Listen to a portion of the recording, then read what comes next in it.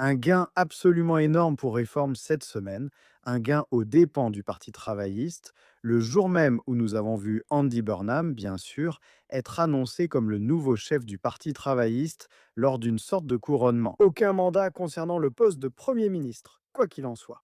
Et Burnham lui-même, vous savez, décrivait auparavant Theresa May en 2017 comme une première ministre non élue. Bien sûr, je m'attends à ce que le Parti travailliste soit complètement hypocrite à ce sujet.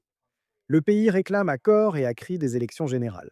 Il semble y être très opposé pour le moment. Mais tenez compte du fait que vous avez maintenant vu certaines preuves de ce qui était attendu, à savoir un léger effet de rebond lié à l'arrivée de Burnham comme nouveau leader. Je doute que cela dure très longtemps. Et deux choses vraiment, en regardant Andy Burnham parler, cela m'a frappé aujourd'hui. Premièrement, sur une question que les électeurs considèrent comme si cruciale et si importante aujourd'hui, l'immigration, Andy Burnham semble n'avoir absolument rien à dire du tout.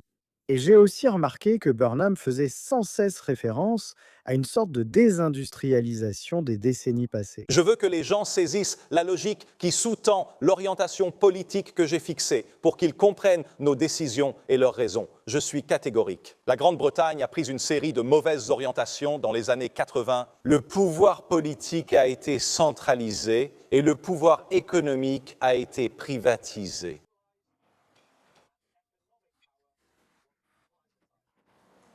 Le pays a abandonné le contrôle des éléments essentiels, le logement, l'eau, l'énergie, les transports, et a laissé les gens exposés à des coûts plus élevés. Cela a conduit à la concentration de plus de richesses et de pouvoir entre les mains de moins de personnes et dans moins d'endroits. De vastes régions de la Grande-Bretagne ont été désindustrialisées sans avoir le pouvoir de se fixer de nouvelles ambitions pour elles-mêmes. Des villes britanniques fières, aujourd'hui l'ombre de ce qu'elles étaient autrefois, et des rues commerçantes en déclin, un phénomène si courant partout dans le pays. Sans reconnaître que l'obsession du Labour pour la neutralité carbone, ayant repris cette politique conservatrice et l'ayant poussée en avant. Qu'en ce moment même, pas dans le passé, mais bien aujourd'hui, cela désindustrialise ce pays à un rythme vraiment inquiétant. Je mettrai un extrait du discours d'Andy Burnham à la fin de la vidéo si vous ne l'avez pas vu. Dites-moi ce que vous pensez de Burnham en commentaire.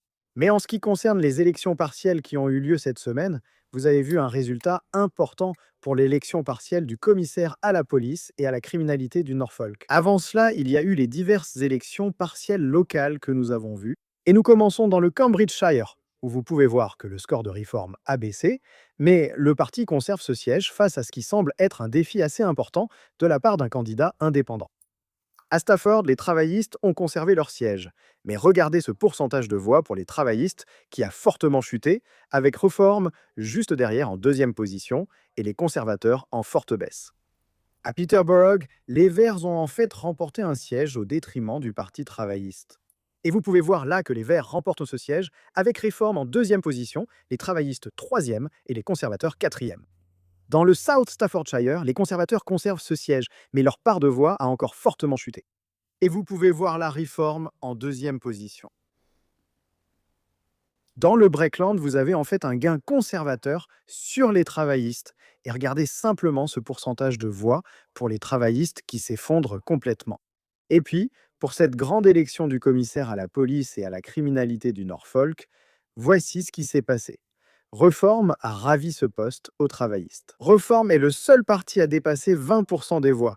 Les conservateurs ont vu leur part chuter, réduite de plus de moitié. Le vote vert a légèrement baissé. Le vote travailliste a diminué des 2/3. Restore est là à environ 11%, et les libéraux-démocrates baissent aussi à moins de 9%. Et comme Zia Youssef l'a souligné, le vote conservateur lors de l'élection du commissaire à la police et à la criminalité du Norfolk s'est effondré, passant de 34% en 2024 à seulement 15% aujourd'hui. Il a précisé que Kemi Badé n'a pas attribué la déroute qu'ils ont subie en mai à un point culminant. Mais encore une fois, c'est un effondrement des conservateurs par rapport à leur position en 2024. Parce que si vous remontez à 2024, vous pouvez voir ce qui s'est passé.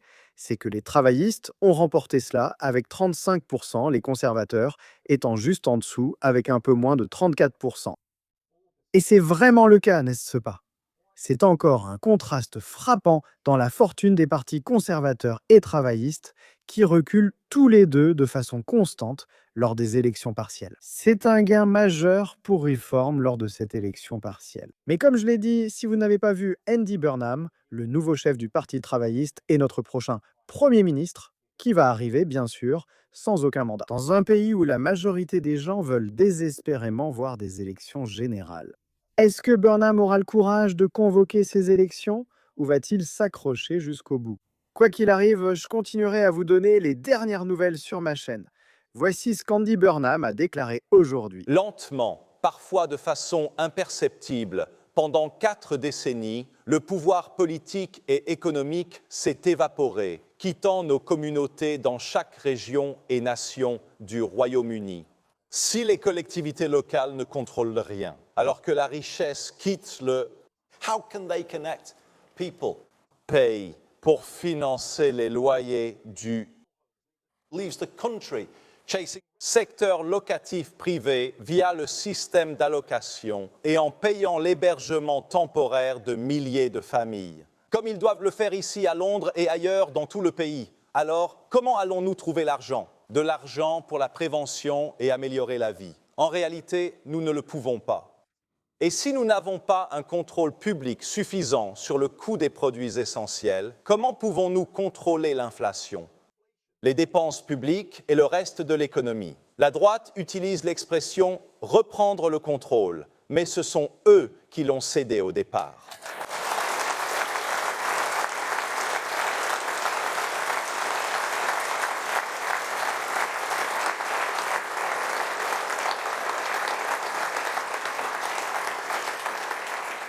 Si nous voulons une économie et un pays qui fonctionnent pour toutes les personnes et tous les territoires, ce qui, selon moi, devrait toujours être au cœur du travaillisme, alors il faut emprunter une nouvelle voie différente de celle que nous suivons depuis 40 ans. Le gouvernement que je dirigerai tracera cette voie avec confiance dès la semaine prochaine.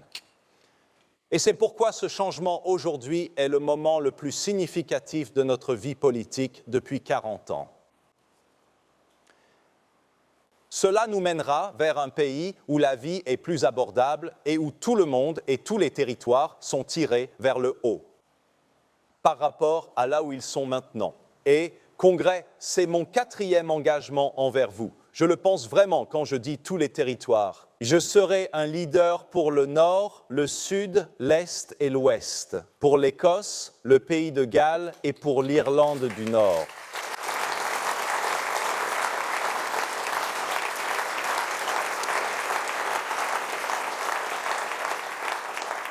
Oui, le nord de l'Angleterre m'a tant donné, tout en fait. Et en retour, j'ai cherché à lui donner la voix la plus forte possible. C'était mon travail. Mais maintenant, je fais la même chose pour tous, partout. Et en retour, j'ai cherché à lui donner la voix la plus forte possible. C'était mon travail. Mais maintenant, je fais la même chose pour tous, partout.